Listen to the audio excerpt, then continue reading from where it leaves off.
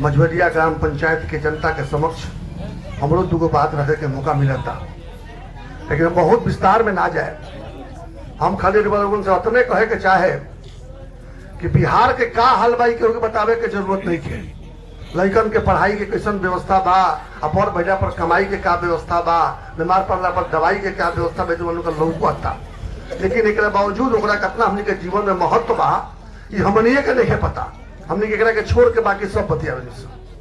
बहुत सौभाग्य के बात बा हमने के एगो गांधी जी कहले रहले देश के आजाद करे के बिना उठौले रहले, पद यात्रा करके पे ही जैसे चंपारण से शुरू कर ले बिहार से और सारा भारत भर के जितना लोग रहे होगा के जोड़ के अंग्रेजन के भगा के तब्बे के बाद से हमने के आजादी दिवो होले। आज जो हमने के बिहारी लोग के ऊपर में जो अत्याचार हो रहा बा, अत्याचार माने कोनो हम मार पीट के अत्याचार के बात नहीं करत, कोनो दंगा के अत्याचार के बात नहीं करत। जो लड़का पैदा होता ओकरा बारे में केहू कुछ सोचते नहीं खे। जो लड़का पढ़ी ना तो काबिल कैसे बनी, वैसा समस्या बारी सही तरह के बहुत समस्या बा। और वह देखल आजादी से लेके आज तक जे भी सत्ता में रहल जे आज बा ऊ हो, एक पहले जो रहे ऊ हो, बहुत ध्यान न दिलक जे कैसे बिहार के ठीक कर जाओ, बिहारी के ठीक कर जाओ और बिहार के भविष्य के सुधारल जाओ। बड़ी भाग्य के बात बा यही 2 अक्टूबर के गांधी आश्रम विद्यारवा रुआ कहाँ से शुरू कैनी प्रशांत किशोर जी एगो पद यात्रा के नाम बा जन सुराज। जन सुराज के माने होला जनता के सुंदर राज। आ यहाँ के पीड़ा उठौनी, यहाँ के संकल्प लेनी, यहाँ के बात के जिम्मेवारी लेनी कि हमारा सूतल बिहारी लोग के जगावे के बा। काहे कि पहले राजा रानी का पेट से पैदा होते रहे, आजकल राजा हमनी के अंगुली के चोट से पैदा होला। लेकिन हमनी का बुझात नहीं के अंगुलिया कहाँ दबावे के बा। एक गलतियां बार बार एक दुनिया के बार बार चुन के भी तनी से हमनी के कुछ वो बदले तो नहीं के केहुआ के गुजराती मॉडल दिखा के खाली वोट ले गई, तो खाली बालाकोट और पुलवामा के वोट ले गई, तो केहू जाति दिखावता, तो केहू जब से धर्म दिखावता, केहू का होगा वो धर्म से हे धर्म में खतरा बा, तो हे धर्म से हो धर्म में खतरा बा। ये कुल चल रहा हमने कहीं सब पर वोट करता नहीं सो बहुत भाग्यशाली बानी। हम तो अपना के बहुत मैंने हमारा तो बड़ा निराशा हो गई है। हमारा राजनीति में आज मोटा मोटी 10-11 साल हो गए बिहार में हिला और 2 हाली हम विधान परिषद बनियो गए नियम के तो निर्दलीय जीत नहीं है बगल में छपरा से। लेकिन हमारा बुझात रहे जो हमने कुछ करे ना पौने सब कुछ हमने से होबो ना करी। ऐसा ना व्यवस्था बा कि व्यवस्था में एगो विधान पार्षद चाहे एगो विधायक चाहे सांसद कुछ ना कर सकला, कठपुतली के बराबर बाटे। जब तक पूरा व्यवस्था ना बदल जाए, जब तक सही लोग के हाथ में व्यवस्था ना जाए, वो खातिर के का करी भाई हमरा बुझाता है हमरा तो ना आवेला हम कैसे करे। लेकिन बड़ी भाग्य के बात बा कि प्रशांत जी एगो अवतारी पुरुष लेखा यहाँ के जिम्मेवारी लेनी। अवतारी पुरुष ऐसा नहीं कहत, यहाँ के प्रशंसा में नहीं कहत हम, जो यहाँ के संकल्प ले बनी अवतारी ना होकर तो पूरा ना होकर सके। लगातार पैदल चल के पूरा बिहार के गांव गांव घूम गई, अचारा गर्मी बरसात, एक दिन चलना पर ठेवना दुखाए लगता तो ना जैसे 32वां दिन हो। यहाँ कभी कम से कम 370 दिन चले तो जाके बिहार कवर हुई। 500 से कम दिन में नहीं खे होके वाला, वो तरह बेसी लग जाओ। लेकिन यहाँ के संकल्प कि ना हम गाँव गाँव जाए, हर गाँव के समस्या के समझे, जितना लोग सूतल बा ओरा के जगाए बताए। सरकार काहे खातिर बनावल जाला, सरकार को जात खातिर ना बनावल जाला, सरकार हमारा बच्चा सन के भविष्य खातिर बनावल जाला। यहाँ के जब बताए तो उनका बुझाई, अगर हृदय में चोट ना पहुंचे तो कहे मैं बुझाई जो कितना बड़ा गलती आज तक कोई जाए बनी। जैसे ही देखनी जो प्रशांत जी ऐसे तो हम यहाँ के देखल रहनी फोटो वोटो, यहाँ के देखल रहनी हम यूट्यूब पर सोशल मीडिया में। लेकिन जब मौका मिला यहाँ से मिले के हमरा आज हम यहाँ के जब विचार सुननी हम कहनी ये भाई ये तो कोनो अवतारी से पुरुष कर सकेला। चाहे अगर यहाँ के संकल्प ले बनिए दिव्य दृष्टि की कृपा यहाँ पर हो जाओ, ईश्वर की कृपा हुई तबे ही पूरा होई। अब पूरा होई 4 जिला हमने के घूम के आ गए नहीं सब, 5वां जिला में भी 3 दिन हो गए 4 दिन हो गए। जनता जाग रहा बा, बड़ी बेसब्री से इंतजार करत रहल कि कोनो पुरुष आके जिम्मेवारी लेवे, कोनो पुरुषार्थी आदमी आके कहे कि हम व्यवस्था बदले। लेकिन विधायक बदलना से, सांसद बदलना से, मुखिया बदलना से देश ना बदले, समाज ना बदले। जब तक पूरा व्यवस्था में ये बात ना बैठी कि हाँ हमरा लड़का खातिर काम करे के बाद, हमरा लड़का के पढ़ावे के बाद, पढ़ा के काबिल बनावे के बाद, ताकि अपना परिवार के गरीबी दूर कर सके। आई तब हो सकेला जब व्यवस्था का शीर्ष पर, अब व्यवस्था के पैर तक, सर से पैर तक, मैंने वार्ड से लेके मुख्यमंत्री तक, प्रधानमंत्री तक अगर हो सके, अगर सब बदली सही लोग बैठी और सबके पता हो कि कहाँ कहाँ का कमी बा, कैसे दूर करे के बा, तब जाके संभव बा। हम तो भगवान के प्रति बहुत शुक्रगुजार बनी कि हमारा जीवन में अवसर मिलल कि इतिहास हमारे सामने बन रहा बा। प्रशांत जी यात्रा कर रहा बनी आ कैसे जन जागरण तैयार हो चलत थे। हम आज से जोड़ा जोड़ लेंगे कि चलो हम चले पैदल, और वही तरह तो जाके कभी कभी कैंप में मिलत नहीं हम। बहुत भाग्य के बात हमने के, अगर हमने के में सहयोग दी भगवान लोग बुझ लो, घर में समझाओ लो, जाति के नाम पर वोट दे दे के अपना भविष्य के मत खराब करो लो। हमने के युवा लोग के बताए तनी जो हमने के गरीबी गुर्बत में जिंदगी बीतिए गए, कब तक हमारा बबुआ सन के मत हो के बमुनी सन के मत हो के ये बात खातिर प्रशांत जी के ध्यान से सुनी, यहाँ का संकल्प खातिर खड़ा हुई, यहाँ कदम से कदम मिला के चली, यहाँ के जो बताई ऊपर हमने के बिना सोचले के माने नहीं कह आंख मुद के बात जब समझ में आ गई तो दोबारा के सिखावला में नहीं पड़ेगा। जब बात समझ में आ जाओ तो फिर दोबारा नहीं सोचे के एक बार हमने के अपन भविष्य बदलने के प्रयास करे के बाद फिर मौका मिली 5 साल पहले तो दोबारा मौका मिलबे करला। एक गलती 75 साल से कहता है बनी, एक खाली बदल के देखी, अगर बुझाई जे तो कुछ ना भई तो फिर 5 साल बाद बदल दे। लेकिन एक बार अगला बार के जो चुनाव होके होके हम कहते प्रशांत जी के बात सुनी, एगो अवसर दिया सही लोग का हाथ में व्यवस्था आवे ताकि केहू सही आदमी निराश ना हो।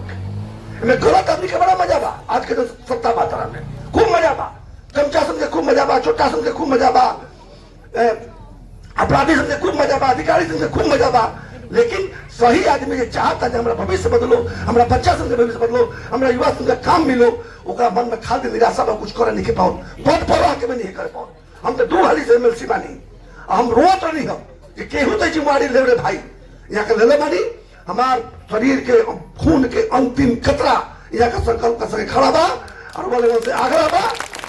एक और मौका दी जाति से ऊपर उठ के, पार्टी से ऊपर उठ के, मजहब से ऊपर उठ के यहाँ के सुनी सब है, और जहां तक यहाँ के चली एक बार हमने के साथ दे के देखल जाओ। ये कहे का भाई मेरे बीच में यहाँ के सुनी, हम बीच में बेसी देर रहने की चाहत लोग यहाँ के सुनाई नहीं हो, हम खाली उतने बतावे नहीं हो कि अगर रामचंद्र बन के बैठल आज बढ़ल तो हम हनुमान बने के तैयार बनी रोज संगे लागी। बस यही सब के साथ अपन बात नहीं। बहुत बहुत धन्यवाद। नमस्कार, आदाब। पहले तो रुआ गांव के प्रांगण में हमरा से मिले के रुआ अवसर देता नहीं, बात हमार रखे के अवसर देता नहीं, एक खातिर रुआ के धन्यवाद देता नहीं। हम रुआ के हृदय से शुक्रिया अदा कर रहा हूं। देखिए हमार नाम है प्रशांत किशोर, हम नेता ना हैं, हम कोई मंत्री विधायक नहीं हैं, हम तो मुखिया सरपंच भी नहीं हैं, हम कोनो और कामो ना करो। हम रास्ता में चलत नहीं तो आदमी कहता है भैया ही नाली बनवा दी, ए भैया ही हमारे राशन कार्ड में नाम जोड़वा दी। अभी पीछे गांव में कोई कहत रहे कि नीलगाय बड़ा परेशान कैले बड़ी सन, एकर व्यवस्था बनवाई, तो हम कौनो काम ना करो। हम तो 40-50 आदमी के साथ पैदल चलता नहीं गाँवे गांव, वोट मांगत नहीं की, दल बनैले नहीं की, और कामो नहीं की करत। संकल्प ले ले बानी कि पूरा बिहार में गांव, शहर, देहात, कस्बा, पंचायत पैदले चल के जाए।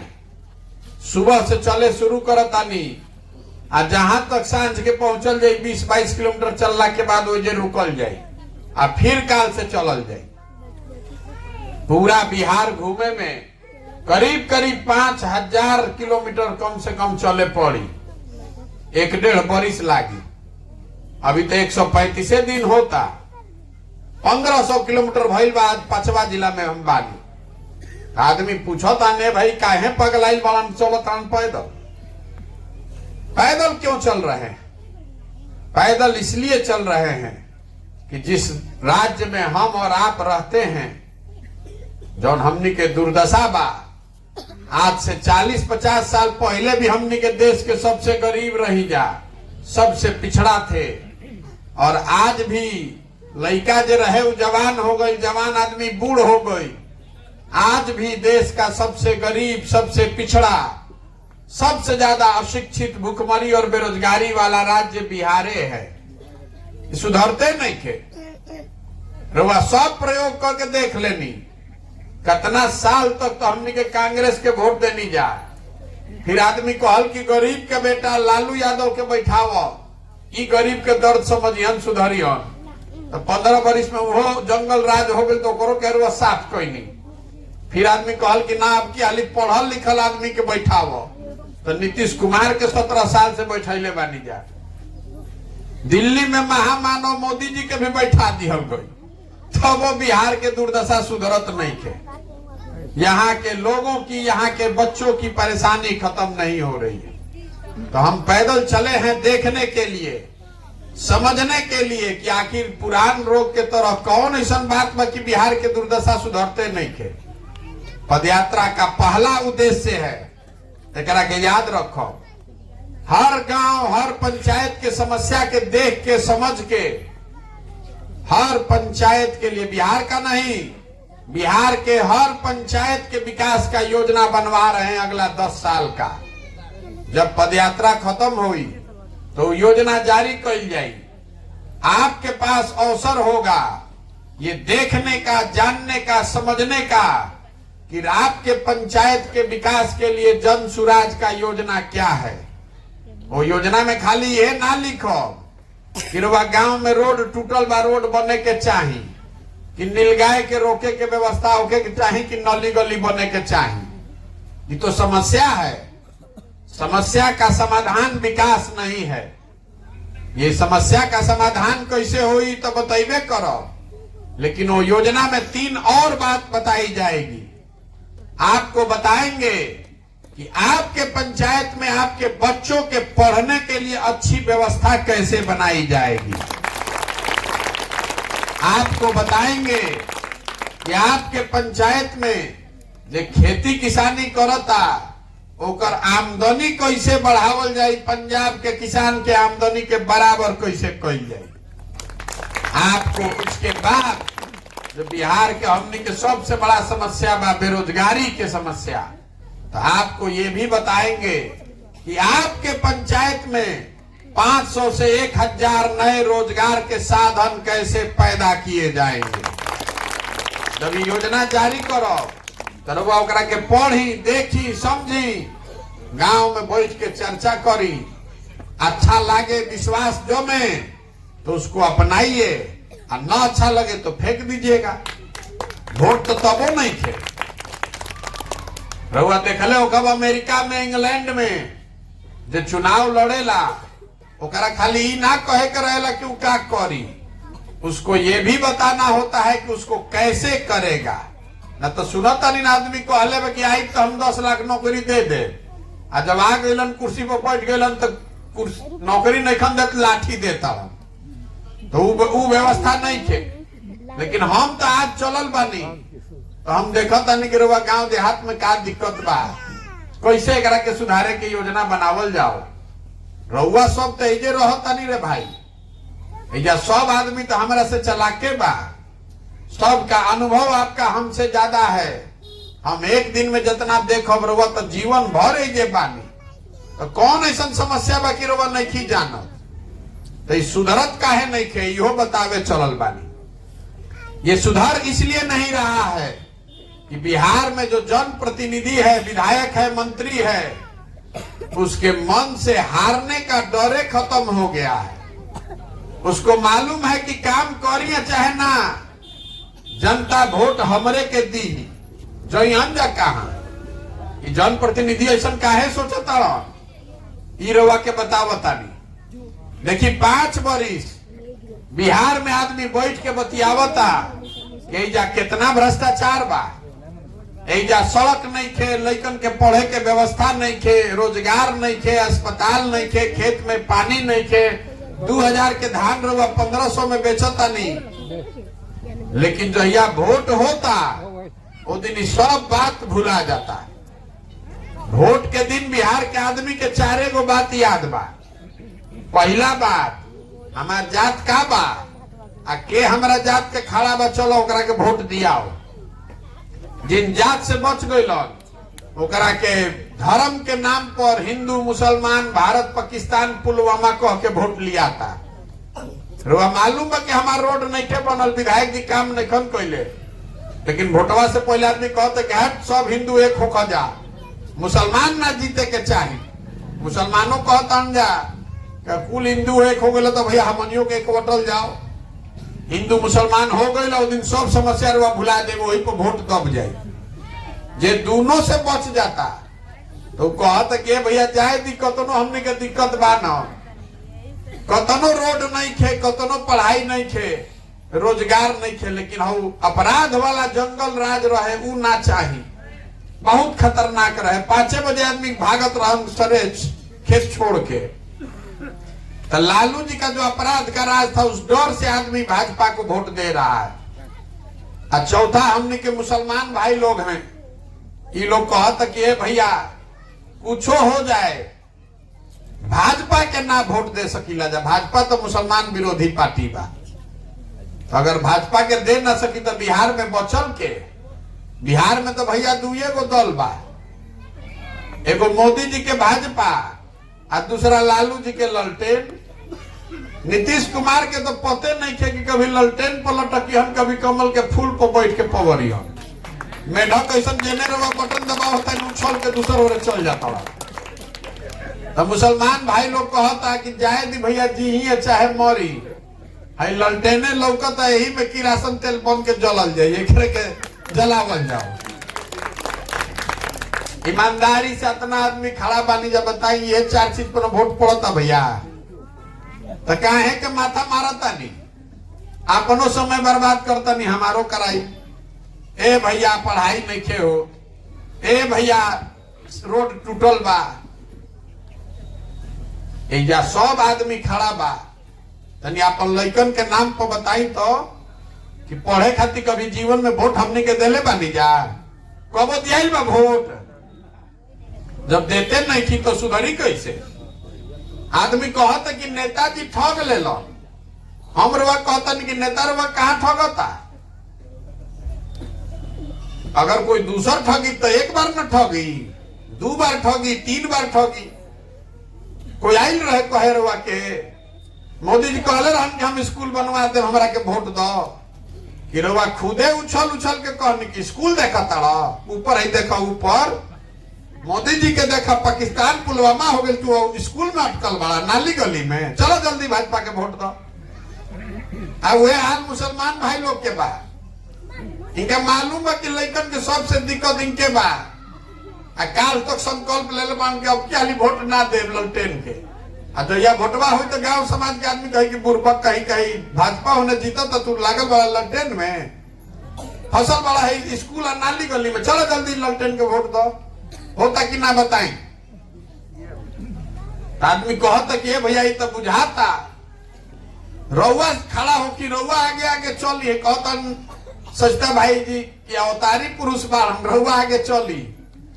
तो ये अभिमन्यु जैसे हमारा के चक्रव्यूह में घुसा के शहीद बनावे के उपाय लगावल बा कि बढ़ी रउआ आगे, सूली पर चढ़ जाए।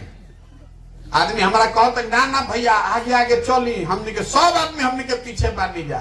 तो हम रोक के हाथ जोड़ो तनी रे भाई, राउर साथ ना चाहिए। जिस समाज में लोग अपने बच्चों के साथ नहीं खड़ा है, आप हमारे साथ क्या खड़ा होइएगा? आप तो अपने बच्चे के साथ नहीं खड़ा है। हम पैदल चलता नहीं, 100 गो लइका आगे दौड़ता रसन, आधा के शरीर पर तो शुद्ध कपड़ा नहीं खे, आधा लइकन के पैर में चप्पल नहीं खे।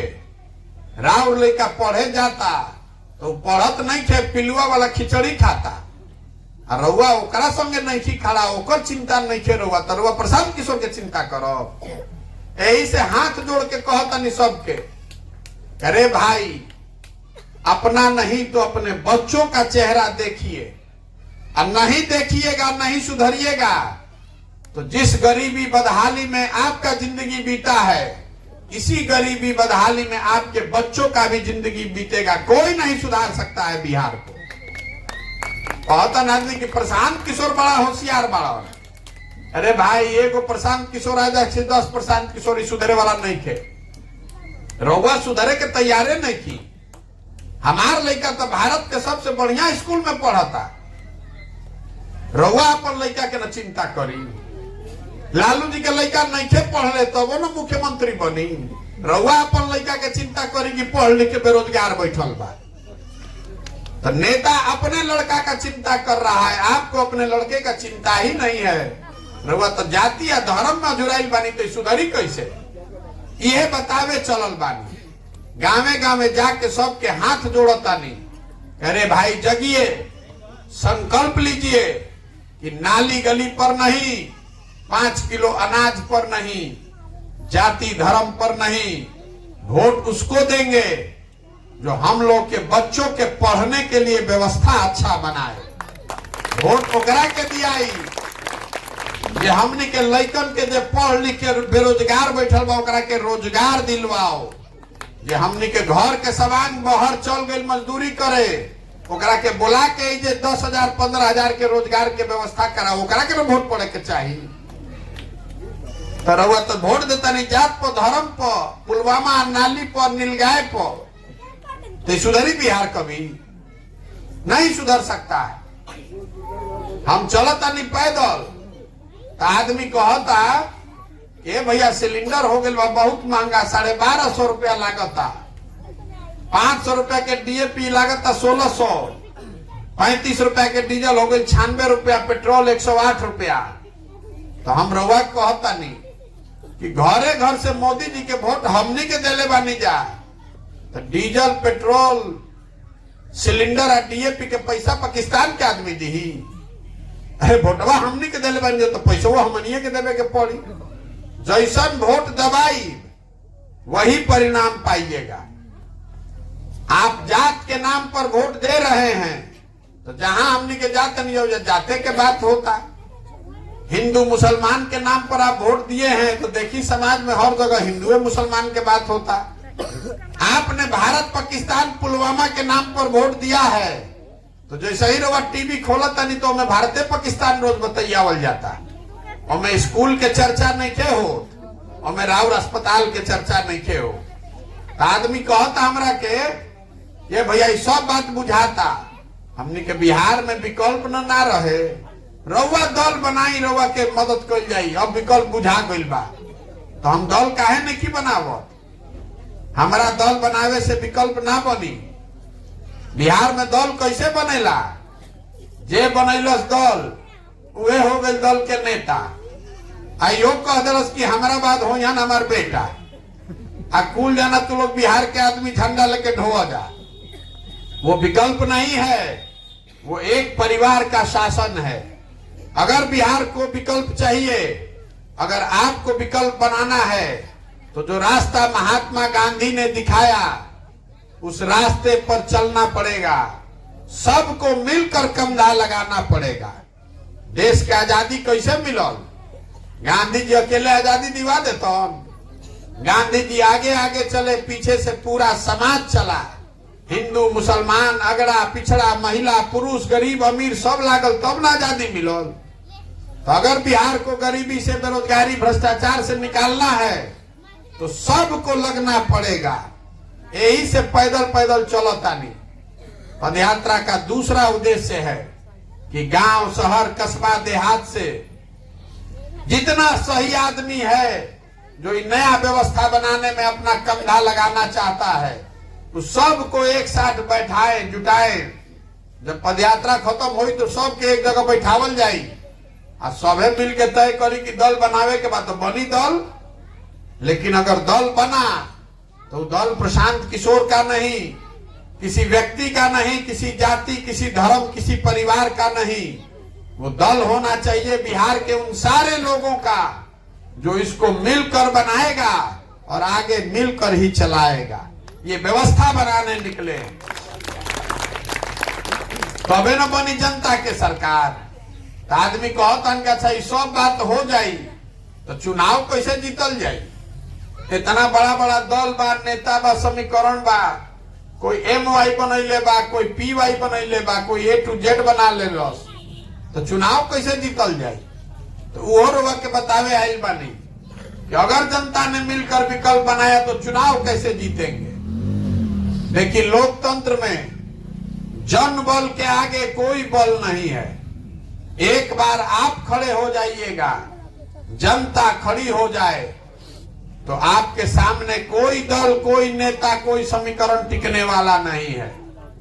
और दूसर बात, जे हमरा के जानत तनिको मन का ओकरा मालूम बा कि प्रशांत किशोर के और कुछ आवे चाहे ना, चुनाव लड़ावे आवेला।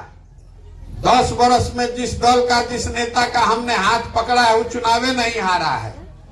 तो इस बार संकल्प लिए हैं, किसी दल का नहीं, नेता का नहीं, आपका, बिहार की जनता का हाथ पकड़े हैं। भरोसा रखिए, आपको भी हारने नहीं देंगे।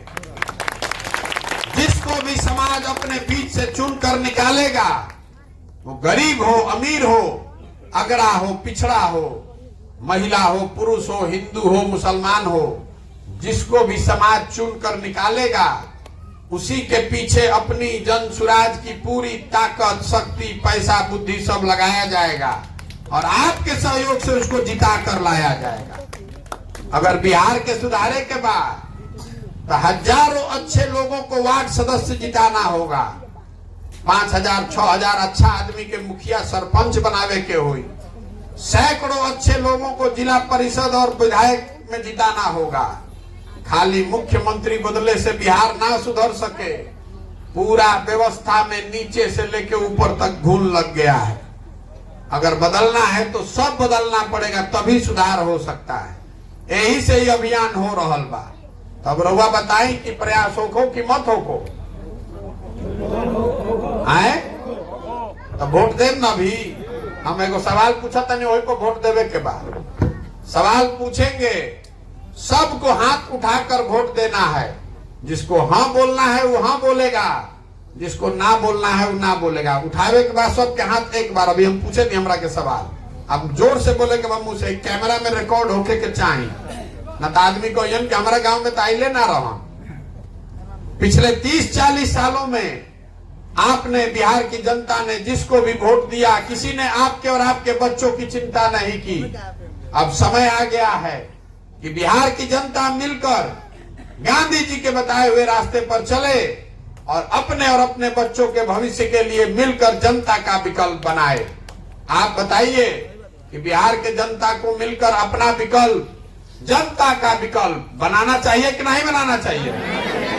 हाथों ना उठिए, बिहार सुधर जाई। एक बार फिर से पूछ रहे, हाथ सबका उठना चाहिए। जिसको ना बोलना है ना बोलिए। बिहार की जनता को मिलकर विकल्प बनाना चाहिए कि नहीं बनाना चाहिए? बनाना चाहिए ना भाई।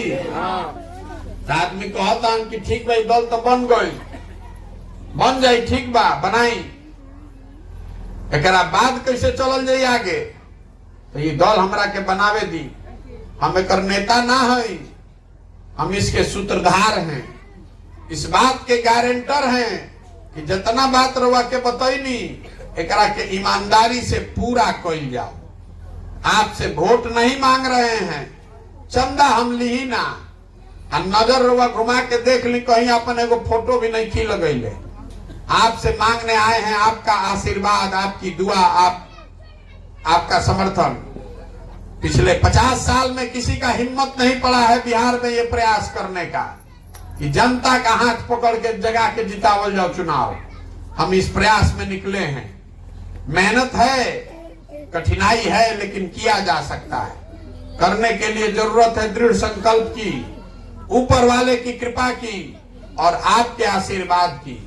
अगर आपको लगता है कि जो काम कर रहे हैं ये सही काम है, बिहार के समाज के लिए, बिहार के बच्चों के लिए अच्छा है, तो एक बार हाथ उठाकर आशीर्वाद दीजिए, दुआ दीजिए। है ना आपका आशीर्वाद? होके ना प्रयास? एगो अंतिम बात और कह के खत्म करो। हमनी के जाता नहीं जा बाहर, लड़का जाता सब बिहार से बाहर पढ़े, मजदूरी करे। आदमी कहता बिहारी मतलब बेवकूफ, बिहारी मतलब अनपढ़। हर दिन पूरे भारत में बिहारी कह के बिहार के लोगों को जलील किया जाता है, गाली दिया जाता है। हम आपको बता रहे हैं, बिहार के लोग, हम और आप बेवकूफ लोग नहीं हैं। यहाँ के नेताओं ने, यहाँ की व्यवस्था ने हम लोग को बेवकूफ बना दिया है। एक बार आप जग जाइएगा और संकल्प ले लीजिएगा कि हम लोग ऐसी व्यवस्था बनाएंगे कि अपने बच्चों को, हम लोग के बच्चों को बाहर पढ़ने नहीं जाना पड़े, उसको रोजी रोजगार के लिए बाहर नहीं जाना पड़े। तो इस मिट्टी में वो ताकत है, यहाँ के लड़कों में, यहाँ के लोगों में वो ताकत है। आप ये व्यवस्था बना सकते हैं। जो लड़के आज बाहर फैक्ट्रियों में मजदूरी कर रहे हैं, वही लड़के एक दिन आकर बिहार में फैक्ट्री लगाएगा भी और चलाएगा भी। आप लिख कर रखिए। तो ये प्रयास होको ना प्रयास। 26 MP के राज्य है गुजरात। गुजरात का आदमी बन गया फैक्ट्री में मालिक, और 40 MP का राज्य है गुजरात बिहार। हमनी के लड़का बन गए फैक्ट्री में मजदूर, और हमनी के आंखें नहीं के खुलत। तो ये बदले के चाहे कि ना बदले के चाहे? बदले के चाहे ना। जो सवांग बहरी चल गए ओकरा के जा रोजगार मिले के चाहे ना, मिलना चाहिए ना। तो एक बार इस मिट्टी के सम्मान में एक नारा लगाकर खत्म करेंगे। मैं बोलूंगा जय बिहार, आपको बोलना है जय जय बिहार, जय बिहार। बिहार के आदमी महतने दम बा, सुतल बड़ा जा, ठीक है, कहते दम रही तो ये दशा रही। जय बिहार, जय बिहार, जय बिहार। बहुत बहुत धन्यवाद। तो हम चलता नहीं 5000 किलोमीटर।